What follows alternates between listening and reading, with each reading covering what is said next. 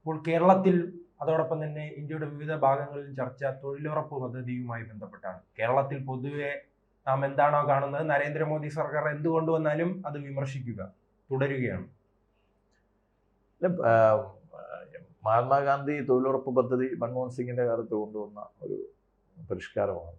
അപ്പോൾ അന്ന് അവർ മഹാത്മാഗാന്ധിയുടെ പേരിലാണ് തുടങ്ങിയത്. അത് കഴിഞ്ഞ് ജനുവരി മാറിയല്ലോ. അപ്പോൾ അത് സ്വാഭാവികമായിട്ടും അതിനകത്ത് പുതിയ നിയമം ബില്ല് കൊണ്ടുവന്നേക്കുന്നേ ഉള്ളൂ, ഒന്നും മാറ്റിയിട്ടില്ല. പുതിയ ബില്ല് കൊണ്ടുവന്നേക്കുന്നത് പാർലമെൻറ്റിൽ ചർച്ച ചെയ്യാനുള്ള അവസരമുണ്ട്, അതിൻ്റെ പുറത്ത് വോട്ടിടാനുള്ള അവസരമുണ്ട്. ജനാധിപത്യം എന്ന് പറയുമ്പോഴത്തേക്ക് അങ്ങനെയാണല്ലോ. അപ്പം പിണറായി വിജയൻ തന്നെ ഹൈക്കോടതി വിധികളെയും സുപ്രീം കോടതി വിധികളെയും മാറ്റാൻ വേണ്ടിയിട്ട്, അല്ലെങ്കിൽ അതിനെ ബൈപ്പാസ് ചെയ്യാൻ വേണ്ടിയിട്ട് എത്രയോ നിയമങ്ങളും ബില്ലുകളും കേരളത്തിൽ കൊണ്ടുവന്നിരിക്കുന്നു. അപ്പോൾ അതൊന്നും ഒരു പുതിയ കാര്യമല്ല. അപ്പോൾ ഇതിനകത്ത് വരുന്ന ഒരു പുതിയ അവർക്കുള്ളൊരു ബുദ്ധിമുട്ട്, റാം ജി എന്നാണ് ആ പ്രോഗ്രാമിൻ്റെ പേര് മാറ്റിയിരിക്കുന്നത്. ഇപ്പോൾ റാം എന്ന് കേൾക്കുമ്പോഴത്തേക്ക് ഹാലുള്ളതെന്ന ചിലരൊക്കെ ഉണ്ട്. അപ്പോൾ അവർക്ക് ഈ റാം ഷോർട്ട് ഫോം ആണെങ്കിൽ പോലും അവർക്ക് കേൾക്കാൻ ഇഷ്ടമില്ലാത്തവരാണ്. രണ്ട്, ഇതിൻ്റെ സ്ട്രക്ചറിൽ വന്ന ഒരു മാറ്റമാണ്. നേരത്തെ 100% കേന്ദ്ര ഗവൺമെൻറ്റിൻ്റെ ഫണ്ടായിരുന്നു, സംസ്ഥാനം ത്തിൻ്റെ ജോലി ചെലവഴിക്കൽ മാത്രമായിരുന്നു. പിന്നെ മെറ്റീരിയൽ കോസ്റ്റ് സംസ്ഥാനം വഹിക്കുമായിരുന്നു. ഇപ്പോൾ കാട്ടിലെ തടി തേവര ആന എന്ന് പറയും പോലെ ഇതിനനുസരിച്ചുള്ള തൊഴിലുറപ്പ് പദ്ധതിയുടെ അനുസരിച്ചുള്ള ടാർഗറ്റുകൾ മീറ്റ് ചെയ്യുന്നുണ്ടോ, ആൾക്കാർ ജോലി ചെയ്യുന്നുണ്ടോ, നമ്മൾ ഉദ്ദേശിക്കുന്ന ലക്ഷ്യം നേടുന്നുണ്ടോ എന്നുള്ള കാര്യങ്ങളിലൊന്നും സംസ്ഥാന ഗവൺമെൻറ്റാണ് ചെയ്യേണ്ടിയിരുന്നത്. അതൊന്നും അവർ വേണ്ട രീതിയിൽ ചെയ്തില്ല. ഗവൺമെൻറ് ഒരുപാട് പ്രാവശ്യം വിമർശിച്ചു. കേന്ദ്ര ഗവൺമെൻറ്റിൽ നിന്ന് ധാരാളം വിമർശനങ്ങൾ ഏറ്റുവാങ്ങിയിട്ടുണ്ട്. കേന്ദ്ര ഗവൺമെൻറ്റിൻ്റെ എല്ലാ സ്കീമുകളും തുടങ്ങുന്നത് തന്നെ ആദ്യം 100% കേന്ദ്ര ഗവൺമെൻറ്റിൻ്റെ സ്കീമായിരിക്കും. വർഷങ്ങൾ കഴിയുമ്പോഴത്തേക്ക് അത് 10% വെച്ച് കുറച്ചിട്ട് സംസ്ഥാനങ്ങളും കൂടെ അതിൻ്റെ വിഹിതം ഏറ്റെടുക്കുന്ന ഒരു രീതിയിലാണ് നമ്മൾ ചെയ്യുന്നത്. ബാക്കി കാര്യങ്ങളിലെല്ലാം പിണറായി വിജയൻ പറയും ഫെഡറലിസം വേണം എന്ന് പറയും. ഈ 100% കേന്ദ്ര ഗവൺമെൻറ് കൊടുത്തുകൊണ്ടിരിക്കുന്ന പദ്ധതിയിൽ ഫെഡറലിസം വേണം, ഞങ്ങൾ 50% വഹിച്ചോളാം എന്നെന്താ പറയാത്തത്? ഫെഡറലിസത്തിൽ അങ്ങനെയും വേണമല്ലോ. അപ്പോൾ ഫെഡറലിസം എന്ന് പറയുമ്പോഴത്തേക്ക് അപ്പോൾ പുതിയ ഗവൺമെൻറ്റിൻ്റെ ഈ ബില്ലനുസരിച്ച് വികസിത് ഭാരത് എന്ന ഒരു പദ്ധതിയിലാണ് അവർ ഇതിനകത്ത് ഉൾപ്പെടുത്തിയിട്ട് വന്നിരിക്കുന്നത്. അപ്പോൾ അതിലവർ പറഞ്ഞിരിക്കുന്നത് 60% ഞങ്ങൾ തരാം. ഇത്രയും വർഷം കേന്ദ്രമാണല്ലോ, 11 വർഷം BJP ഗവൺമെൻറ് 100% വെച്ച് കൊടുത്തിട്ടിരുന്നു. ഇനി ഞങ്ങൾ 60% ഞങ്ങൾ തരാം, 40% നിങ്ങളും വഹിക്കണം. കാര്യം ഇപ്പോൾ നമ്മൾ GST ആണെങ്കിൽ 2 പേർക്കും 50-50 കൊടുക്കുന്നു. ഇപ്പോൾ എല്ലാത്തിൻ്റെയും ടാക്സിൻ്റെയും വിഹിതത്തിൽ വരുമ്പോഴത്തേക്ക് 2 പേരും തുല്യമായിട്ട് വീതം വെക്കുന്ന ഒരു കാര്യം നമ്മൾ ഫെഡറലിസമാണ് എപ്പോഴും പറയുന്നത്. അപ്പോൾ അവർ പറയുന്നത് നിങ്ങൾക്ക് 40% നിങ്ങളുടെ സ്റ്റേക്ക് ഉണ്ടെങ്കിൽ മാത്രമേ നിങ്ങളിത് നല്ലവണ്ണം ശ്രദ്ധിക്കുകയുള്ളൂ. അതിന് പകരം പക്ഷേ അതിൻ്റെ നല്ല കാര്യങ്ങൾ പറയുന്നില്ല. 100 എന്നുള്ള തൊഴിൽ ദിനങ്ങൾ മാറ്റി 125%, 125 തൊഴിൽ ദിനങ്ങളാക്കി. അപ്പോൾ 25% വർധന അവിടെ ഉണ്ടായിരിക്കും. എന്നിട്ട് അതിൻ്റെ കോസ്റ്റിൽ ഒരു വിഹിതം സംസ്ഥാനം കൂടെ വഹിക്കണമെന്ന് പറയുന്നു. കാര്യം തൊഴിലുറപ്പിൻ്റെ ആൾക്കാരെ തിരഞ്ഞെടുക്കുന്നത്, പിന്നെ അതിൻ്റെ സൂപ്പർവൈസറെ തിരഞ്ഞെടുക്കുന്നതും ഇവർക്ക് ശമ്പളം നിശ്ചയിക്കുന്നതും ഇതെല്ലാം കാര്യങ്ങളും ചെയ്യുന്നത് സംസ്ഥാന ഗവൺമെൻറ്റാണ് ചെയ്യും. അപ്പോൾ കേന്ദ്ര ഗവൺമെൻറ്റിന് പൈസ കൊടുക്കുന്നുള്ളതൊക്കെ കഴിഞ്ഞിട്ട് അവർക്ക് അതിനകത്ത് വലിയ റോളില്ലാത്ത ഒരു സംവിധാനമായിട്ടാണ് നന്നിരിക്കുന്നത്. മാത്രമല്ല അവരാവിഷ്കരിക്കുന്ന പദ്ധതിയാണ് ചെയ്യുന്നത്. അത് ജനങ്ങൾക്ക് ആവശ്യമുള്ളതാണോ എന്നുള്ള കാര്യം അവർ നോക്കുന്നില്ല. അല്ലെങ്കിൽ അതുകൊണ്ട് ദീർഘകാലം നമുക്ക് പ്രയോജനം ഉണ്ടാവും എന്നുള്ള കാര്യം നമ്മൾ നോക്കുന്നില്ല. ഇപ്പോൾ കേരളത്തിലെ MP മാർ നമ്മൾ അന്തം വിട്ടു 13 ലക്ഷം രൂപയ്ക്ക് ചിലവാക്കിയിട്ടാണ് 4 കമ്പിത്തൂണും ഒരു ഷീറ്റും വെച്ചിട്ട് 13 ലക്ഷം രൂപയാണ് ഒരു വെയിറ്റിംഗ് ഷെഡിന് ചിലവിട്ടിരിക്കുന്നത്. ഇപ്പം നമ്മുടെ തൊട്ടടുത്ത് തന്നെ ഒരു റോഡിൽ ഒരുമിച്ച് 4 വെയിറ്റിംഗ് ഷെഡ് കൊടുത്തിരിക്കുന്നു.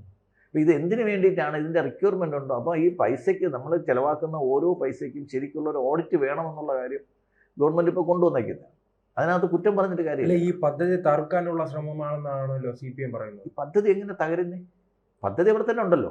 അതോടൊപ്പം തന്നെ സംസ്ഥാന സർക്കാരിന് ബാധ്യതയാകുന്നുണ്ട്. സംസ്ഥാന സർക്കാരിന് ഒരു ബാധ്യതയില്ലാത്തൊരു കാര്യം നടക്കത്തില്ലല്ലോ. നമ്മൾ 2 പേര് ചേർന്ന് നടക്കുന്ന ഒരു പദ്ധതിയിൽ നമ്മുടെ വിഹിതം എന്താണെന്നുള്ള കാര്യം, അതാണ് ഞാൻ പറഞ്ഞത്. എല്ലാ കേന്ദ്ര ഗവൺമെൻറ്റിൻ്റെ പദ്ധതി, ഒരുപാട് കേന്ദ്ര ഗവൺമെൻറ് പദ്ധതി സംസ്ഥാന ഗവൺമെൻറ് നടപ്പാക്കുന്നില്ല. കാര്യം ആദ്യം കേന്ദ്ര ഗവൺമെൻറ് നടപ്പിലാക്കുമ്പോൾ 100% അവരുടെ ഫണ്ടിങ്ങാണ്. അത് കഴിഞ്ഞിട്ട് ഓരോ വർഷവും 10% വെച്ചിട്ട് വിഹിതം കുറച്ചിട്ട് വരും. അതാണ് അതിൻ്റെ ഒരു രീതി എന്ന് പറയുന്നത്. അങ്ങനെയാണല്ലോ ഫെഡറലിസം വരുന്നത്. ഇപ്പം ഇത് തകർക്കാൻ വേണ്ടിയിട്ട് ഇത് അവരുടെ പദ്ധതിയല്ലല്ലോ. കേന്ദ്ര ഗവൺമെൻറ് നടത്തുന്ന പദ്ധതി സംസ്ഥാന ഗവൺമെൻറ്റിന് നടത്താൻ ഏൽപ്പിച്ചേക്കുന്നു. അത് എങ്ങനെ നടത്തണമെന്നുള്ള കാര്യം അവരാ തീരുമാനിക്കേണ്ടത്. അവർ ഫണ്ടില്ലല്ലോ. സ്റ്റേറ്റ് ഗവൺമെൻറ് ഇതുവരെ ഫണ്ട് കൊടുക്കാതെയാണല്ലോ ഇത്രയും കാലം നടത്തിക്കൊണ്ടിരുന്നത്. അല്ല, അതാണ് ഒരു വിഹിതം എന്ന് പറയുമ്പോൾ എങ്ങനെയായിരിക്കും? ഇപ്പോൾ 40% സംസ്ഥാനം കൊടുക്കണം. അത് സർക്കാരിന് ബാധ്യതയാകും. ഇല്ല, സർക്കാരിന് ബാധ്യത എന്ന് വെച്ച് കഴിഞ്ഞാൽ കേന്ദ്ര ഗവൺമെൻറ് നേരിട്ട് നടപ്പാക്കാനാണെങ്കിൽ സംസ്ഥാന ഗവൺമെൻറ്റിൻ്റെ ആവശ്യമില്ലല്ലോ. ഞാൻ പറഞ്ഞത് എല്ലാ പദ്ധതികളുടെയും ആദ്യ വർഷങ്ങളിലുള്ള വിഹിതം നാഷണൽ ഗവൺമെൻറ്, അതായത് യൂണിയൻ ഗവൺമെൻറ് വഹിക്കുകയും അത് കഴിഞ്ഞ് ഓരോ വർഷവും സംസ്ഥാന ഗവൺമെൻറ്റിന് അതിലൊരു വിഹിതം വീതം എടുക്കുന്നതായിരുന്നു ഒരു സംവിധാനം. കേന്ദ്രത്തിന് മാത്രമായിട്ട് ഇത് ഒറ്റയ്ക്ക് ചെയ്യാൻ പറ്റത്തില്ല. അതുകൊണ്ട് ഇത്ര ദിവസം കൂട്ടിയല്ലോ, 100 നിന്ന് 125 ദിവസം കൂട്ടിയല്ലോ. അപ്പോൾ ആ 25% കൂട്ടിയപ്പോഴത്തേക്ക് 40% വിഹിതം സംസ്ഥാനം എടുക്കുന്നതിന് എന്താ കുഴപ്പം? നമ്മുടെ ജനങ്ങളുടെ തൊഴിലവസരം കൂട്ടിയില്ലേ? അതെന്താ നമ്മൾ കാണാതെ പോകും? നമുക്കൊരു വികസനം വരെയും നമുക്കൊരു ഇമ്പ്രൂവ്മെൻറ്റും ചെയ്യേണ്ടി വരുമ്പോഴത്തേക്ക് അതിനകത്തൊരു കോസ്റ്റ് വരും. ആ കോസ്റ്റ് നമ്മൾ സംസ്ഥാനം ബിയർ ചെയ്യണം. മാത്രമല്ല, ഇപ്പോൾ കേരളം പോലുള്ള ഈ വികസിത സംസ്ഥാനങ്ങൾക്കാണ്, ഞങ്ങൾ നമ്പർ 1 എന്ന് പറഞ്ഞ സംസ്ഥാനങ്ങൾക്കാണ് ഈ 100% കൊടുക്കേണ്ടി വന്നത്. നോർത്ത് ഈസ്റ്റ് സംസ്ഥാനങ്ങൾക്കെല്ലാം 100% സർക്കാർ കൊടുക്കുകയാണ്. ഹിമാലയൻ സംസ്ഥാനങ്ങൾക്ക് ഹിമാചൽ പ്രദേശ്, ഗോവ, ഹിമാചൽ പ്രദേശ്, ജമ്മു ആൻഡ് കാശ്മീർ ഈ സംസ്ഥാനങ്ങൾക്കും 100% കൊടുക്കുകയാണ്. പിന്നെ അസംബ്ലി ഇല്ലാത്ത യൂണിയൻ ടെറിട്ടറീസിനും 100% കൊടുക്കുകയാണ്. അങ്ങനെ ചില കൺസിഡറേഷൻസ് കൊടുക്കുന്നുണ്ട്. ഇപ്പോൾ ഇതൊരു ബില്ലാണ്, ബില്ല് പാർലമെന്റിൽ അവതരിപ്പിക്കുന്നുണ്ടല്ലോ, ബില്ല് പാസ്സാക്കാനും നിയമങ്ങൾ മാറ്റാനും. തുടക്കം മുതൽ തന്നെ കമ്മ്യൂണിസ്റ്റ് പാർട്ടി ആരോപിച്ചിരുന്നത് തൊഴിലുറപ്പ് പദ്ധതി തകർക്കാൻ വേണ്ടി സർക്കാർ ശ്രമിക്കുന്നു, പണം നൽകുന്നില്ല, സാമ്പത്തിക സഹായം. ഇത് അവരുടെ പദ്ധതി അല്ലല്ലോ, ഇത് കേന്ദ്ര ഗവൺമെന്റിന്റെ പദ്ധതി. കേന്ദ്ര ഗവൺമെന്റ് നടപ്പാക്കുമ്പോഴത്തേക്ക് അവരുടെ താല്പര്യത്തിനനുസരിച്ച് നടപ്പാക്കും. ഇപ്പോഴും 40% അത് കേന്ദ്ര ഗവൺമെന്റ് പൈസ മാത്രമേ കൊടുക്കുന്നുള്ളായിരുന്നു. അതിന്റെ പോളിസീസ് എല്ലാം ഫ്രെയിം ചെയ്യുന്നതും നടപ്പിലാക്കിക്കൊണ്ടിരുന്നതും എവിടെ എന്ത് പദ്ധതി നടപ്പിലാക്കണം. ഞാൻ പറഞ്ഞില്ലേ, ഒരിക്കൽ കുഴിച്ച തോട് തന്നെ വീണ്ടും കുഴിക്കുകയാണ്, ഒരിക്കൽ വെച്ച സാധനം തന്നെ വീണ്ടും ചെയ്യുകയാണ്. അപ്പോൾ ഇതിന്റെ പുറത്തൊന്നും ഓഡിറ്റില്ല. ഇതിന്റെ പുറത്തേക്ക് ഒരുപാട് ക്രമക്കേടുകൾ കേന്ദ്ര ഗവൺമെന്റ് കണ്ടുപിടിച്ചിട്ടുണ്ടായിരുന്നു. അത് എന്തുകൊണ്ടാണ് ക്രമക്കേടുകൾ ഉണ്ടായെന്ന് വെച്ച് കഴിഞ്ഞാൽ, സംസ്ഥാന ഗവൺമെന്റിന് കയ്യിൽ നിന്ന് കൈ നനയാതെ മീൻ പിടിക്കുന്ന ഒരു പരിപാടിയാണ് അവർ ചെയ്തുകൊണ്ടിരുന്നത്.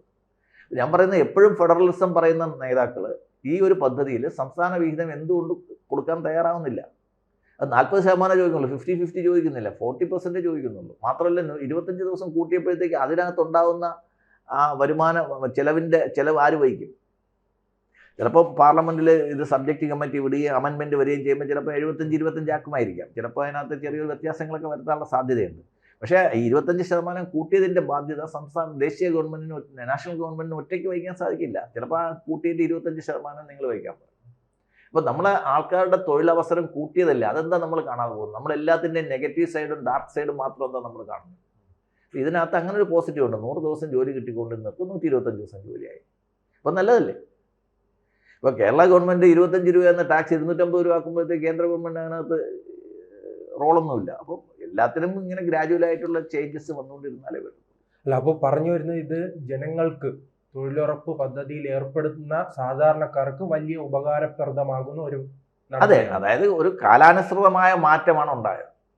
ഇപ്പോൾ നമ്മൾ രജിസ്ട്രേഷൻ ഫീസ് സർക്കാർ കൂട്ടുന്ന പോലെ ഇത് കാലാനുസൃതമായ ഒരു മാറ്റമാണ്. ഈ സംസ്ഥാന വിഹിതങ്ങൾ, സംസ്ഥാനത്തിൻ്റെ ഇൻവോൾവ്മെൻറ്റ് ഓരോ പ്രോഗ്രാമിലും കൂട്ടുക എന്നുള്ളത് ഇപ്പോഴല്ല, പണ്ട് തൊട്ടേ ഉള്ള രീതിയാണ്. അപ്പോൾ സംസ്ഥാനം ചെയ്യുന്നത് എന്താണെന്ന് വെച്ചാൽ, ഇത്തരം പ്രോജക്റ്റുകളിൽ കേന്ദ്ര വിഹിതം കൂട്ടി വരുമ്പോഴത്തേക്ക്, കേന്ദ്ര വിഹിതം കുറച്ച് വരുമ്പോഴത്തേക്ക് സംസ്ഥാനം അതിനകത്ത് വിഹിതം കൊടുക്കത്തുമില്ല, ആ പ്രോഗ്രാം ഒട്ടും നടപ്പാക്കത്തില്ല. അപ്പം ഇനിയിപ്പോൾ ഇവർ നടപ്പാക്കണ്ടെന്ന് വെക്കുകയാണെങ്കിൽ, ഇപ്പം ആദ്യം 100% കൊടുത്തിട്ട് പിന്നീട് 75% ആക്കിയ പ്രോജക്റ്റുകൾ സംസ്ഥാനം നടപ്പിലാക്കാത്ത പലതുമുണ്ട്. അപ്പോൾ ആ 25% ചിലവാക്കുന്നതിനെ മടിച്ചിട്ട് അവർ 75% കൂടെ ഇല്ലാതാക്കുകയാണ്. അത് മാറ്റിയിട്ട് ഇതിൻ്റെ ഒരു ഇൻവോൾവ്മെൻറ്റ് രണ്ടുപേരും ഒരുമിച്ച് പോയി കഴിഞ്ഞാൽ, സംസ്ഥാനവും കേന്ദ്ര ഗവൺമെൻറ്റും ഒരുമിച്ച് പോയി കഴിഞ്ഞാൽ ഈ പ്രൊജക്റ്റ് കുറച്ചുകൂടെ ഭംഗിയായിട്ട് ചിലപ്പോൾ അടുത്ത വർഷം കഴിയുമ്പോൾ ഇത് ചിലപ്പോൾ 125 എന്നുള്ളത് ചിലപ്പോൾ 150 ആക്കാൻ പറ്റും. അത് ഇമ്പ്രൂവ് ചെയ്യണമെങ്കിൽ അതിൻ്റെ കോസ്റ്റ് അവരും കൂടെ ഷെയർ ചെയ്യണം. അത് തെറ്റാണെന്ന് എനിക്ക് തോന്നുന്നില്ല. ഇത് തകർക്കാൻ വേണ്ടിയിട്ട്, നിർത്താൻ വേണ്ടിയിട്ടുള്ള സംവിധാനമല്ല. പക്ഷേ സംസ്ഥാനം അത് ചെലവഴിക്കുമ്പോഴത്തേക്ക് അതിൻ്റെ പൈസ, ഇപ്പം സംസ്ഥാനമാണല്ലോ വർഷങ്ങളായിട്ട് ഇതിൻ്റെ തൊഴിലുറപ്പ് പദ്ധതി നടപ്പിലാക്കുന്നതും അതിൻ്റെ ഉപഭോക്താക്കളെ കണ്ടുപിടിക്കുന്നതും. നമ്മൾ കാണാറുണ്ടല്ലോ, ഈ CPM-ന് ജാഥ നടത്താൻ വേണ്ടിയിട്ടാണ് അവർ തൊഴിലുറപ്പുകാരെ വെച്ചേക്കുന്നത്. അതിൻ്റെ കുറച്ച് പൈസയെങ്കിലും അവർ കയ്യിൽ നിന്ന് കൊടുക്കട്ടെ എന്ന് കേന്ദ്രം വിചാരിച്ചാണ്. ഇത് കേരളത്തിന് മാത്രം നടത്തിയ ഒരു സംഭവമല്ല. BJP ഭരിക്കുന്ന സംസ്ഥാനങ്ങൾ ഈ വിഹിതം വഹിക്കേണ്ടി വരുന്നത്. അതെന്തുകൊണ്ടാണ്? ഇപ്പോൾ കേരളത്തിന് മാത്രമാണ്, കേരളത്തിനും തമിഴ്നാടിനും വെസ്റ്റ് ബംഗാളിനും മാത്രമാണ് ഇങ്ങനൊരു സംവിധാനം കൊണ്ടുവന്നിരുന്നുണ്ടെങ്കിൽ നമുക്ക് നരേന്ദ്രമോദിയെ തീർച്ചയായിട്ടും കുറ്റം പറയാം. ഇതെന്തോ ഗവൺമെൻറ്റിനെ എന്തോലും വൈരാഗ്യം കൊണ്ടാണെന്ന് പറയാൻ പറ്റും.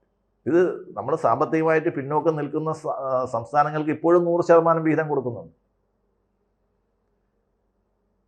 നോർത്ത് ഈസ്റ്റിലേക്ക് ഗവൺമെൻറ് ഇപ്പോഴും 100% കൊടുക്കുന്നുണ്ട്. ഇത് നമ്പർ 1 വികസിതമായി നമ്മൾ നിൽക്കുന്ന സ്ഥലത്ത് കുറച്ച് വിഹിതം സംസ്ഥാനം കൂടെ വഹിക്കണമെന്ന് പറയുന്നത് തെറ്റാണെങ്കിൽ മുന്നോട്ട് നമുക്ക് ഒരിക്കലും പോകാൻ പറ്റത്തില്ല.